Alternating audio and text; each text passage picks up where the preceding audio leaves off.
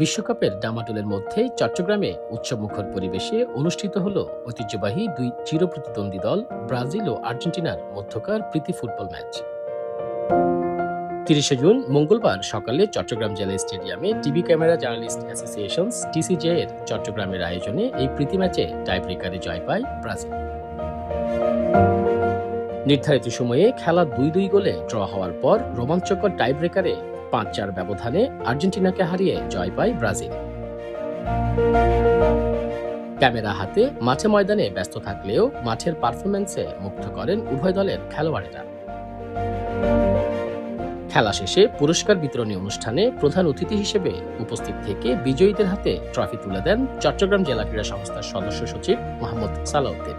Brazil ও Argentina প্রীতি football match আয়োজক কমিটির আহ্বায়ক মোহাম্মদ সাইফুল ইসলামের সভাপতিত্বে অনুষ্ঠানে বিশেষ অতিথি হিসেবে উপস্থিত ছিলেন রিলায়েন্স ট্রেড অ্যান্ড ইঞ্জিনিয়ারিং কর্পোরেশনের স্বত্বাধিকারী তহুরা পিঙ্কি, রহিমা রুহি এবং মাকতুমা মোতাসিম অ্যাসোসিয়েটের স্বত্বাধিকারী মোহাম্মদ ফরিদ উদ্দিন, চট্টগ্রাম প্রেস ক্লাবের সাধারণ সম্পাদক গোলাম মওলা মুরাদ, এটিএন বাংলার ব্যুরো প্রধান আবুল হাসনাত এবং দীপ্ত টিভির ব্যুরো প্রধান রুনা আনসারী।